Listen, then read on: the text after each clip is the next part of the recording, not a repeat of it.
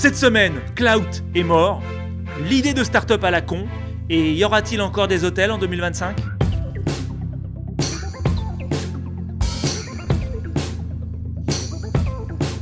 Okay, we turn a talk on this sequence of videos about catching unbroken waves. Commençons avec l'idée start-up à la con de la semaine. Vous connaissiez les drones qui filent. Wow!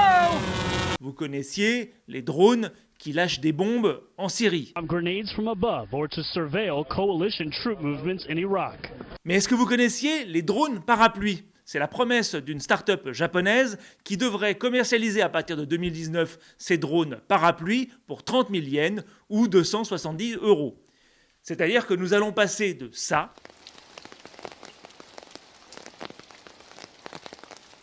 à ça.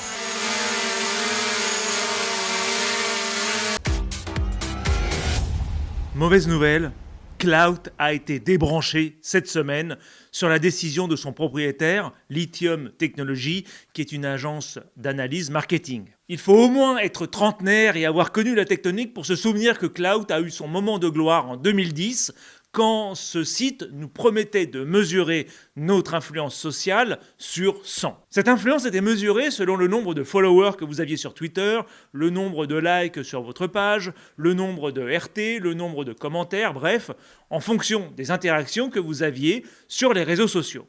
Pour comparaison, Musk était à 88, Rihanna était à 93 et Trump était à 94, avec la distinction d'expert dans la catégorie humour. Alors, est-ce que Facebook va un jour rejoindre MySpace, Viadeo et Copains d'avant ? C'est la vraie question qui est posée cette semaine suite à la publication de plusieurs analyses qui proviennent de Pew Research et de eMarketer qui montrent la désaffection massive des ados pour Facebook. Selon le classement 2018, Facebook a perdu 4 places alors que Instagram et Snapchat ont chacun gagné 2 places et se retrouvent cette année en seconde et troisième position, juste derrière YouTube qui est utilisé par 85% des ados. Parmi tous les secteurs économiques qui sont en train de se faire secouer en ce moment, parce que je préfère utiliser le terme de secouer que le terme de disrupter qui commence à être un peu saoulant, bref, parmi tous ces secteurs, vous allez retrouver évidemment l'hôtellerie et la location de voitures. Commençons avec l'hôtellerie qui en France représente 660 000 chambres et on vient de l'apprendre cette semaine via SiteMinder et intitulé « État de l'industrie hôtelière 2018, quelle opportunité pour les réservations d'hôtels en France ?» que alors que le nombre d'achats d'hôtels en ligne a augmenté de 15% entre 2015 et 2018, il n'a progressé pour les ventes directes que de 2,6%. En d'autres mots, en 2018, 71% du nombre de chambres d'hôtel achetées en ligne passent par Booking ou Expedia et seulement 29% passent par le site web de l'hôtel. Alors d'un côté, évidemment, les hôtels ne peuvent pas lutter contre Booking qui dispose d'un budget com de 4 milliards d'euros, ce qui signifie que Booking a les moyens de pouvoir faire autant de campagnes d'AdWords qu'ils ont d'hôtels dans leur liste de clients. Et en parallèle, malheureusement, les clients commencent à se plaindre d'une relation qui est de plus en plus distante et de séjours qui sont de moins en moins personnalisés. Bah oui, mais la faute à qui ? Ce n'est pas normal que le nombre de réservations directes en ligne ralentisse alors que depuis 2015, le nombre de touristes a continué d'évoluer et que depuis 2015 et la loi Macron, les hôtels n'ont plus l'obligation d'avoir la parité entre les prix pratiqués en ligne et les prix pratiqués lorsqu'ils vendent leur chambre d'hôtel en direct. Il est temps que les hôteliers se réapproprient leur offre et considèrent aujourd'hui que les technologies et peut-être même prioritaires à leur qualité de service ou leur qualité client. Alors comment reprendre la main sur cette offre, sachant que vous n'avez ni les moyens ni le temps d'embaucher un growth hacker ? Commencez par moderniser votre site web et vérifier son SEO et pourquoi pas commencer vous-même à acheter des Google AdWords. Être trouvé en ligne devient un business sérieux et vous devriez intégrer en interne d'une façon ou d'une autre des compétences web. Désolé de vous l'apprendre, mais ce qui était auparavant gratuit devient payant et même devient de plus en plus cher. Mais quand même moins cher que les 17% que vous donnez à des plateformes de réservation en ligne. Par contre, ne vous faites pas avoir. 1 000 € pour un site web, c'est pas cher. 5 000 €, ça commence à l'être. Redevenez propriétaire de vos données, dans le cadre légal de la RGPD, évidemment. Puisque depuis 2015, sans doute en rétorsion au fait qu'il n'y a plus de prix de parité entre les prix pratiqués par les hôtels en ligne et dans la vraie vie, eh bien, Booking, notamment, ne donne plus les emails de ses clients. Donc l'hôtel n'a plus accès à l'email des personnes qui viennent dormir chez eux. Donc pour cela, il y a plusieurs moyens. Soit vous utilisez l'email temporaire fourni par Booking pour contacter le client en lui demandant un email pour valider et confirmer sa réservation, soit vous lui demandez son email s'il veut bien vous le donner lorsque vous allez le rencontrer au moment du check-in. Créer une relation dans la durée. Je sais que c'est compliqué de connaître le taux de revisite de ses clients parce que ça dépend déjà, est-ce que la visite a été professionnelle ou personnelle, ça dépend du taux de satisfaction du client et ça dépend évidemment de la région dans laquelle l'hôtel est situé. En attendant, par expérience, le taux de revisite est normalement de 35% pour une seconde visite, 40% pour une troisième visite, et à partir de là, il y a 60% de chances que le client devienne un client régulier de l'hôtel. Donc, c'est-à-dire que maintenant que vous avez l'email de votre client, eh bien, il va falloir l'utiliser de façon assez intelligente. Et le bombarder d'offres exclusives n'est pas une façon intelligente d'utiliser un email. Normalement, vous devriez vous allier avec d'autres activités locales des restaurants ou des musées autour de l'hôtel pour proposer des séjours avec 2 campagnes email obligatoires. La première qui est dans les 6 mois de la visite pour jouer sur la saisonnalité et la seconde qui est de miser sur la date anniversaire de la première visite. Et enfin, et pour faire court, favoriser le partage social. Selon une étude qui a été publiée il y a maintenant 2 semaines par 7 Rooms, le food porn fonctionne. C'est-à-dire que 22% des personnes qui visitent un restaurant disent avoir découvert le restaurant et avoir eu envie d'aller dîner dans ce restaurant suite à des photos qui ont été publiées sur les réseaux sociaux.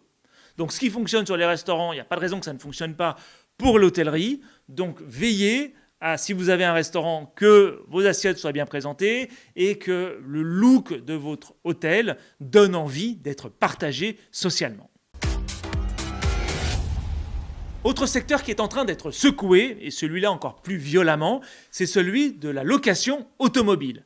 Parce que non seulement ils sont en train d'être concurrencés par la location de véhicules entre particuliers, par le covoiturage ou par même les fabricants qui proposent eux-mêmes de louer leur voiture, mais le secteur se pose également de sérieuses questions concernant son avenir qui semble menacé, notamment évidemment par les véhicules autonomes. C'est le magazine Wired qui a interviewé Ohad Zerad, qui a le poste de VP of Fleet Ventures, qui est en charge de trouver de nouveaux business models pour garder Avis en vie. Le type, il a le boulot le plus passionnant qui existe. Imaginez l'avenir de sa boîte. Mais en même temps, le poste auquel il est ressemble un petit peu à un épisode pilote sur Amazon. On ne sait pas combien de temps la série va durer. You're trying to live in a memory that doesn't exist anymore because everything else has changed. Dans l'idée de pivoter, comme le dirait un jeune start-upper en train de découvrir The Lean Startup, Avis est en train de faire plusieurs paris sur plusieurs tables dans plusieurs casinos. Est-ce qu'il devrait faire comme tout le monde et se mettre au véhicule autonome ? Est-ce qu'il devrait plutôt se mettre sur le marché de la location en libre-service, comme Autolib ? Ou est-ce qu'il devrait plutôt développer un réseau de recharge électrique ou hydrogène pour véhicules ? Depuis son arrivée en décembre, Zera a déjà sélectionné 33 idées qu'il est en train d'explorer l'une après l'autre. Pour déterminer celles qui vont survivre et qui vont devenir des produits minimum viables pour rester dans le thème, il se pose plusieurs questions. La première question est de quoi avons-nous besoin pour savoir si cette stratégie est la bonne ? Ensuite, de combien de temps et de combien de financement allons-nous avoir besoin pour réaliser cette idée ? Parce que c'est pas tout de rattraper la prochaine vague, mais il faut également ramer suffisamment vite pour pouvoir la prendre.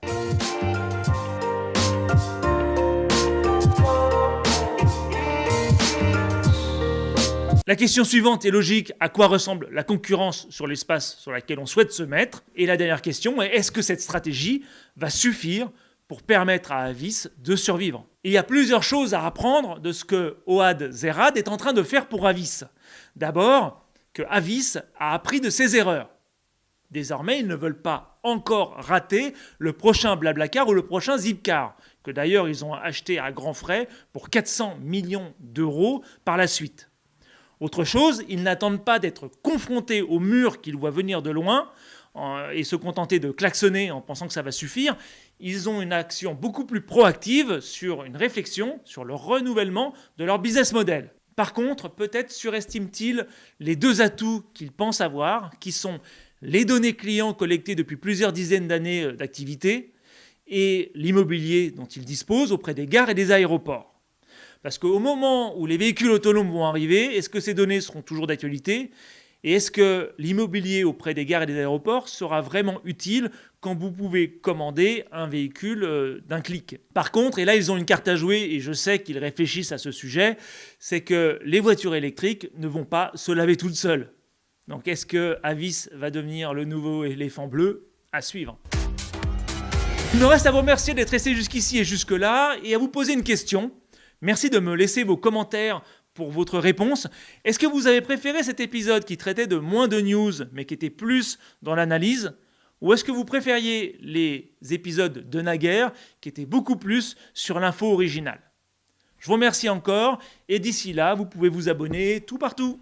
Getting that wave before it breaks. And what we want to do then is get down it, and then eventually we get down it and go across.